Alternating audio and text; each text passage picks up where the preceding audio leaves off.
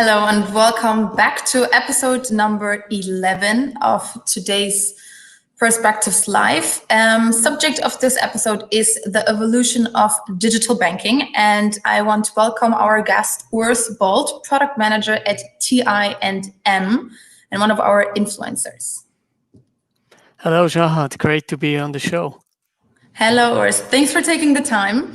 Thanks for joining us for this episode in this subject. You're an expert in this theme, so let me directly jump into our first question to you, which is, how did 2020 change the customer expectation and, of course, the experience for individuals and professional customers? You can say it from two different perspectives, obviously, as an influencer who's known, in the market, and of course, your job at TI&M.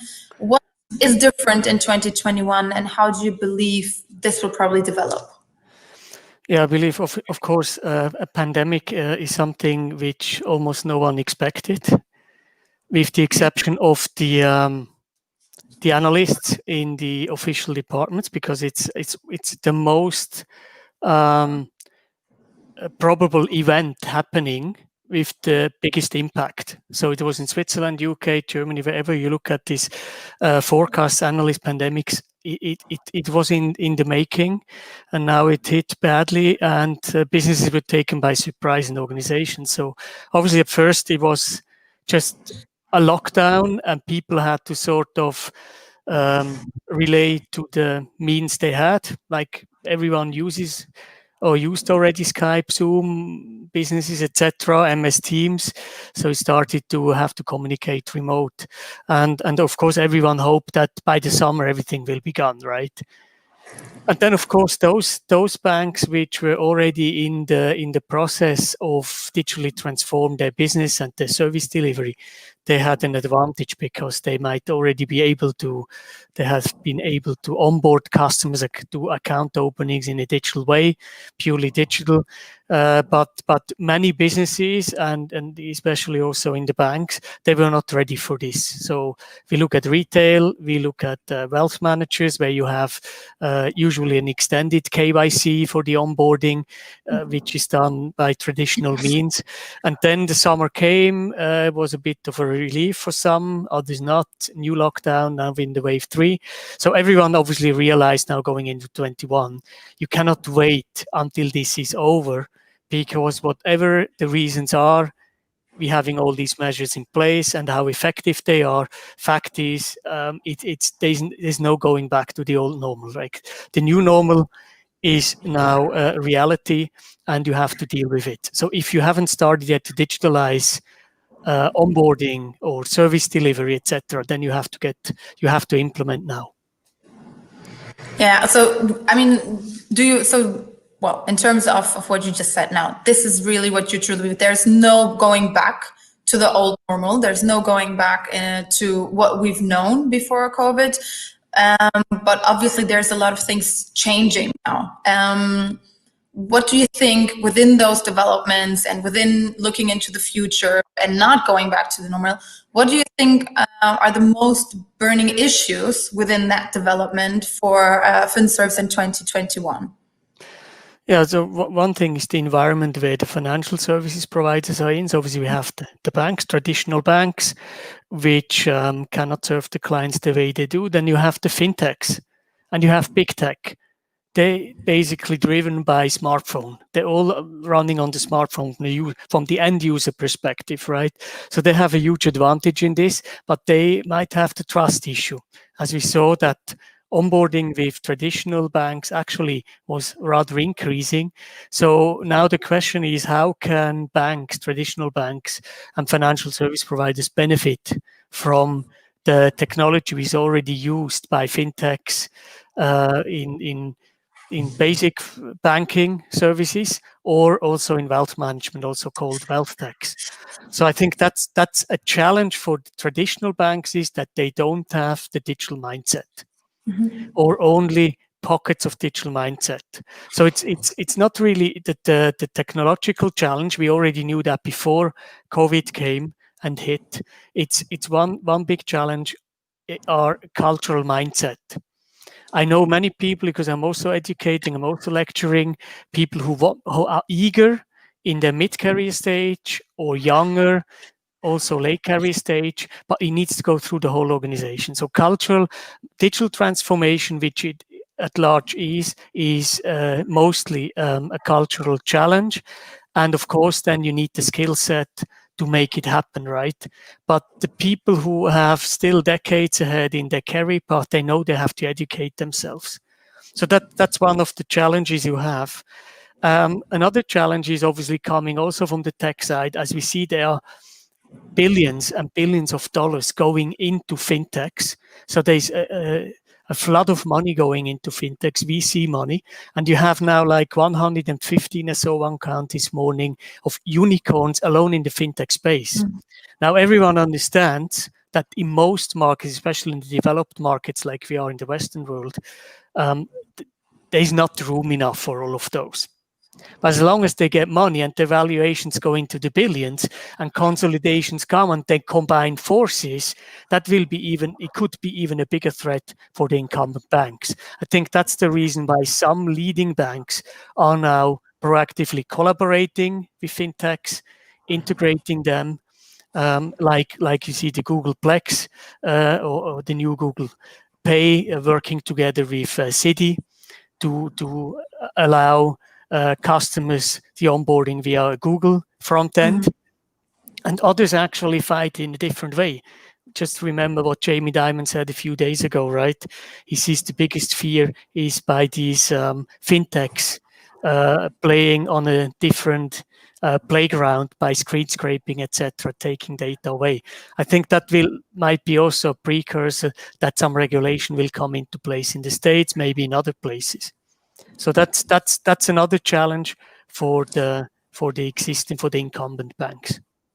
Where do you see, I mean, yes, please. So looking at this environment is another. These are drivers which are just accelerated by the coronavirus. So there's no going back, whether you're small or a little bank or it doesn't, or a big bank. It doesn't really matter. You have to move forward now, and you probably have no. You need to collaborate with tech, fintech, or other tech service providers. Yes, obviously. I mean, when you're talking about these issues also that they're facing, and you also mentioned trust and the transparency, and that banks cannot follow up on it or are maybe a bit too slow. The whole change that has been happening in 2020, and of course it's ongoing. And we knew that also pre-COVID that the tech is not going to get removed. It's just going to be developed in a much more bigger and much more proper way. So when we talk about building trust and all those new fintechs and trying to get customers also, and the whole customer base needs to grow, obviously. Otherwise, in this swimming pool of fintechs, not everyone is going to survive. So how do you, I mean, in your opinion, how do you want to build trust when establishing new customer relationships when people cannot meet physically anymore? And of course, in general, a lot of communication is also nonverbal. So what is your opinion on that? So obviously the banks or the customers which already have a relationship with a bank, they have to rely on their online channels, right? And often they are not really up to the level like a Revolut, N26, a Monzo, whatever these hundreds of fintechs offer. So there is a big catch-up game to provide the user experience, easy to use, also customized to different segments, personalized to give you the service you want. So that's something which probably was in the making, is now being accelerated. And if it comes to onboarding new customers, for those who are digitally native, there's no issue with this. They just use their smartphone, they do their selfie, they put their ID on, and here we go, we're onboarded. Depending, of course, on the jurisdiction where you are, you might still need to exchange a piece of paper or something, or use it, and of course you need digital signatures, etc. That's different from country to country, but more and more you're able to do it completely digitally. So that's one part. But when it comes to more complex services, then obviously you cannot just rely purely on apps and screen in front of you and self-service. But you So, need to provide the basics in an automated way, ideally self-service. And the bigger the markets are, the bigger the client base you have. You cannot just do it the old way via call centers, etc., and you lost in space. So when it comes to create trust and build a relationship with a client advisor or an expert, you need to use tools like co-browsing, where you can literally be on the same screen. Before you would have said on the same page, right? But you actually want to have the same understanding. You look at the same information. You might even collaborate and type in information like you do on a Google Word, not on a Google Docs, of course not on Word, but Google Docs. And you can actually collaborate like this also when exchanging with a customer. And I believe these are tools which have to be implemented now. This is just one example. But that means also that you do not believe in a pure digital experience, or I think for complex services, for complex where you need context, where you need to do use analytics. Let's say you want to do financial planning for an affluent or high net worth individual, where you have different accounts, lifestyle considerations, worldviews. You want to have ESG criteria considered. You want to have a cash flow based planning going forward. You might be for 10 years before you retire, or you might be young. You have different goals for goal-based investing, savings, and this is quite complex. So I think there will be apps, of course, for simple measures, but when it becomes more complex and even multi-jurisdictional, typical situation you have in wealth management, in private banking, you need to start using the tools, and the tools are here. So there's no more excuse not to implement the tools to get as close as possible to a physical exchange of information and communication. And I mean, when we're talking about the whole development, concluding question would also be in your opinion also, again, what are the 3 tips of advice you would give to a FinServ provider for a successful digital banking experience in 2021? Yeah, first of all, if you were just taken by surprise and you had to implement some ad hoc measures last year, you have to now get into more sustainable let's say, first of all, review what you have, rethink what you want to do, which customers do you want to serve, and focus on those you believe you can make a difference. And I'm sure you can make a difference on existing customers, on new customers, but you need to focus, especially if you're a small or medium-sized bank, you cannot do it all at once. Even at bigger banks, it doesn't work. So you need to segment and look at the target groups, and not lose too much time with strategy, because you need to be agile these days. You cannot do it the old way, following all in sequence, but you need them to ideate, maybe work together with the innovation team. If you don't have that in-house, you work together with a partner, you ideate, you use design thinking approaches, create minimum viable products, and you start implement rather quickly than wait too long, because you have many options now to deliver a customer experience which is really up to date and matches what we have with, let's say, fintechs or other firms. So that's very important, and that means you need to really focus on the customer experience now. Okay, and if we're talking about the customer experience and the markets in general, there's also, emerging markets, obviously. There's a poverty gap that we've experienced or that we cannot, ignore. So what about that specific poverty gap in emerging, but also increasing markets and developed markets, inequality and things like that? Yeah, one of my worries is obviously that because of COVID and all these measures, many other issues became lower priority. And it is obviously estimated that like 500 million, 500 million people will fall back into extreme poverty, which is really unprecedented, and it obviously pulls the whole the sustainability, the sustainable development goals. One of them is alleviate poverty, so that's going backwards rather than that we make progress. And one challenge obviously for these people is to get access to finance, to banking, etc. But before you look at banking, then you have to first provide them, the basis for a dignified life, like means energy, needs clean water, it needs food, you need sanitation around, all the health issues. On the other hand, with all the apps now and the mobile devices you have available with smartphones, obviously that helps to provide access. And I think there are quite some initiatives going on already. On the other hand, in the developed world, in the Western world mainly, we see that now people really struggle. So you can really say the ones at the lower end of income, the rather poor people or below the middle class, they actually really have to use their reserves.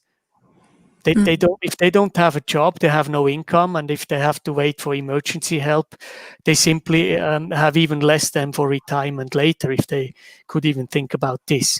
And on the other hand, we saw the media is all over about it. The rich become even richer because they all invested in the stocks, and the tech stocks go up, right? So, Yes. so inequality gap widens, and that's a big challenge.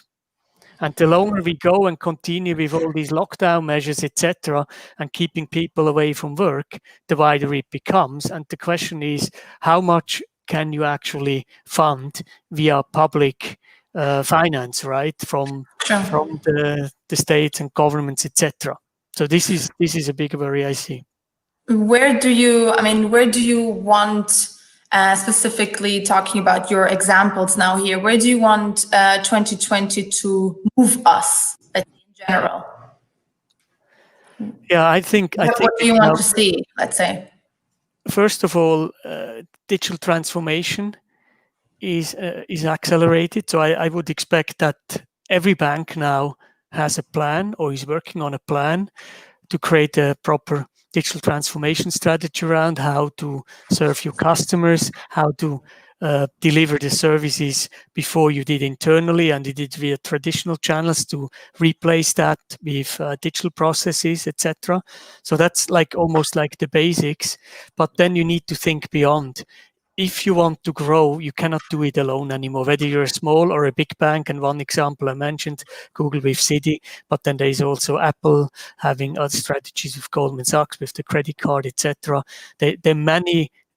Let's say there are a number of examples now, but still many banks don't yet have a plan for this. So I think now it's the time to think, whatever your size of the bank and business are, it doesn't really matter. I don't think that any bank is able to be in the epicenter of an ecosystem.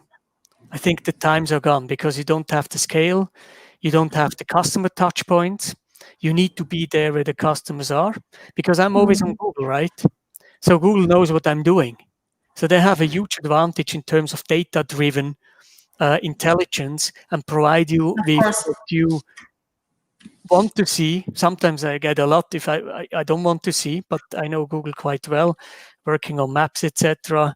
I'm a local guide level 10 even now since the last week, I believe. Yeah. So you see the touch points are immense, and banks lost that. So we knew years ago that this is coming, but I think it's gone. You have to collaborate.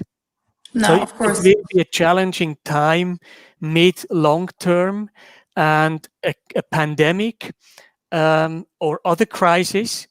Don't underestimate the risks we have in many countries for energy emergencies, blackouts, brownouts, which is the second largest risk, at least in Switzerland, that the whole energy system goes down, transmission lines go down after 36 hours.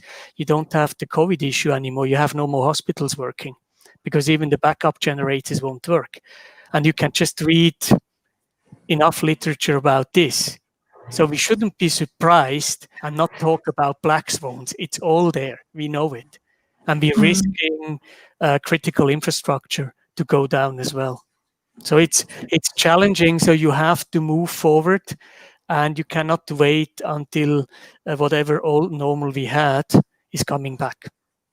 Okay, thank you for your insight. I believe a lot of people won't have those certain points in mind, obviously, because we're not, or we tend to not have the bigger or the biggest picture, at least. So it's very nice to get insights from your side and your personal opinion, obviously, as well, as you are floating around the whole and all those sectors and getting opinions from so many different people, and the input is really it's a lot for us to use.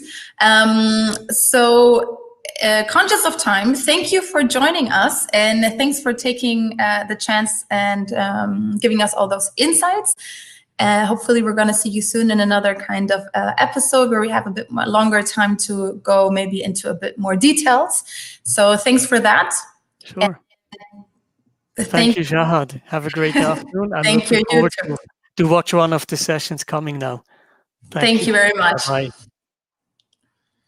If you enjoyed this episode, you can download a report, The Value of Data in the Age of Uncertainty, by scanning the code or going on the link that you see on the screen below right here. I'm gonna be there for you in more or less half an hour with the next episode on the hour, every hour, up to the 24th tomorrow at 11 p.m. SGT. See you soon.